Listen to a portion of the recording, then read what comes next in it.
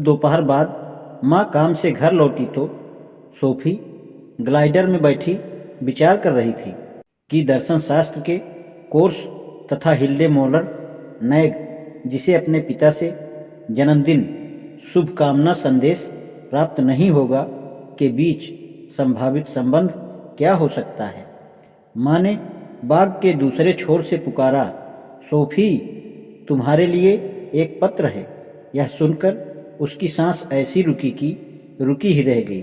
वह तो पहले ही मेल बॉक्स खाली कर चुकी थी, इसलिए यह पत्र दार्शनिक का ही होना चाहिए। हाय, अब वह अपनी माँ को क्या कहेगी। इस पर कोई मुहर नहीं लगी है। यह संभवतः एक प्रेम पत्र है। सोफी ने पत्र ले लिया। तुम इसे खोल नहीं रही हो। उसे कोई बहाना ढूंढना था। क्या कभी तुमने किसी ऐसी लड़की के बारे में सुना है जो तब प्रेम पत्र खोल रही हो जब उसकी माँ उसे कनखियों से देख रही हो। चलिए माँ को सोचने देते हैं कि यह एक प्रेम पत्र था। हालांकि यह बहुत ही असमंजस भरा था, किंतु यह और भी ज़्यादा खराब होता कि उसकी माँ को पता चल जाता कि वह एक नितांत अजनबी के साथ एक पत्राचार कोर्स कर रही है, एक ऐसे दार्शनिक के साथ जो उसके साथ आंख मिचौली खेल रहा था। यह छोटे सफ़ेद लिफाफों में से एक था। जब सोफी ऊपर अपने कमरे में पहुंची तो उसके लिए 3 नए प्रश्न थे। क्या कोई ऐसा सार तत्व है जिससे सब चीज़ें बनी हैं? क्या पानी मदिरा में बदल सकता है? मिट्टी और पानी जीवित मेढक कैसे पैदा कर सकते हैं? सोफी को ये सवाल यूं तो काफ़ी बेवकूफ़ाना लगे, किंतु फिर भी वे सारी शाम उसके दिमाग में भिनभिनाते रहे। अगले दिन वह स्कूल में पूरे दिन भर यही सोचती रही, एक एक को लेकर बारी बारी से। क्या कोई सार तत्व है जिससे सब चीज़ें बनी हैं? यदि कोई ऐसा सार तत्व है तो वह अचानक बदलकर कैसे एक फूल या एक हाथी बन जाता है? वही आपत्ति दूसरे प्रश्न पर भी लागू होती थी कि क्या पानी मदिरा में बदल सकता है। सोफी को वह नीति कथा मालूम थी कि किस प्रकार यीशु ने पानी को मदिरा में बदल दिया था, किंतु उसने इसे कभी भी गंभीरता से नहीं लिया था। और यदि यीशु ने वास्तव में पानी को मदिरा में बदल दिया था तो यह एक चमत्कार के रूप में किया गया था जो सामान्यतया नहीं किया जाता। सोफी जानती थी कि न केवल मदिरा में अपितु बहुत सारी दूसरी बढ़ने वाली चीज़ों में भी बहुत सा पानी होता है। एक खीरे में 95% पानी होता है तो इसमें इसके अतिरिक्त कोई दूसरी चीज़ और भी है, क्योंकि खीरा खीरा होता है, सिर्फ पानी नहीं। और फिर इसके अलावा मेढक वाला प्रश्न भी तो था। उसके दर्शन शास्त्र के अध्यापक ने मेढकों के बारे में वास्तव में यह अनोखा प्रश्न उठाया था। सोफी संभवतः या तो स्वीकार कर सकती थी कि एक मेढक में मिट्टी और पानी होता है। ऐसी हालत में मिट्टी में एक से अधिक सार तत्व होने चाहिए। यदि मिट्टी में अनेक भिन्न प्रकार के तत्व होते हैं तो स्पष्टतः यह संभव था कि मिट्टी और पानी मिलकर एक मेढक पैदा कर सकते हैं। यानी कि मिट्टी और पानी मेढक के अंडे और टैडपोल के रास्ते से होकर गुजरते हैं, क्योंकि एक मेढक पत्ता गोभी की क्यारी से पैदा नहीं हो सकता, भले ही आप इसमें कितना भी पानी डालें। उस दिन सोफी जब स्कूल से घर लौटी तो मेल बॉक्स में एक भारी लिफाफा उसका इंतजार कर रहा था। सोफी उसे लेकर अपनी माद में जा छुपी, जैसे उसने पिछले दिनों किया था। हम फिर वहीं आ गए। हम सफ़ेद खरगोश या ऐसी ही चीज़ों के चक्कर में ना पड़ते हुए सीधे अपने पाठ पर आते हैं। मैं संक्षेप में प्राचीन यूनानियों के समय से अभी तक लोगों के दर्शन शास्त्र के विषय में जो भी सोचा है कि एक मोटी मोटी रूपरेखा रखूंगा, किंतु हम इन विचारों को उनके व्यवस्थित रूप में बारी बारी से लेंगे, क्योंकि यह दार्शनिक हमसे बिल्कुल ही भिन्न युग में रहते थे और संभवतः उनकी संस्कृति भी हमारी संस्कृति से पूरी तरह भिन्न थी। अच्छा, यह होगा कि हम प्रत्येक दार्शनिक का प्रोजेक्ट देखें, यानी उसकी जिज्ञासा को पहचानने तथा समझने का प्रयास करें। इससे मेरा अर्थ है कि हमें यह देखने का प्रयास करना चाहिए कि एक विशिष्ट दार्शनिक खास तौर पर क्या जानना चाहता था, उसकी विशिष्ट जिज्ञासा क्या थी। एक दार्शनिक यह जानना चाह सकता है कि पौधे और जानवर कैसे अस्तित्व में आए।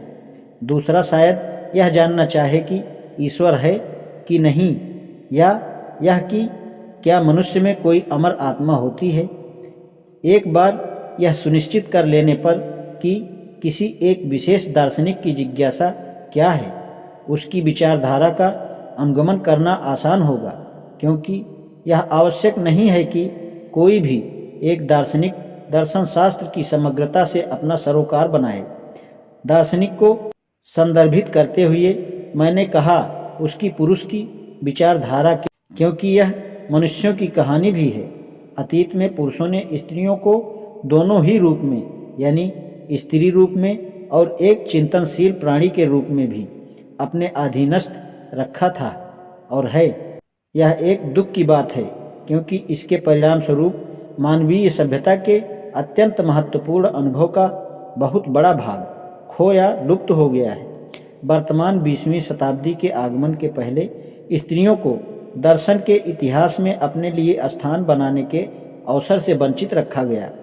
मेरा इरादा तुम्हें कोई होमवर्क देने का नहीं है, ना तो गणित के कठिन प्रश्न और ना ही कोई ऐसी अन्य चीज़ें।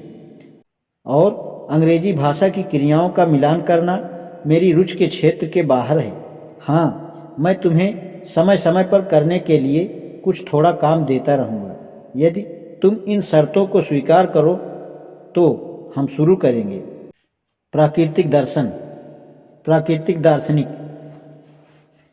आदिकालीन यूनानी दार्शनिकों को कभी कभी प्राकृतिक दार्शनिक कहा जाता है, क्योंकि वे मुख्यतः प्राकृतिक जगत और इसकी प्रक्रियाओं से सरोकार रखते थे।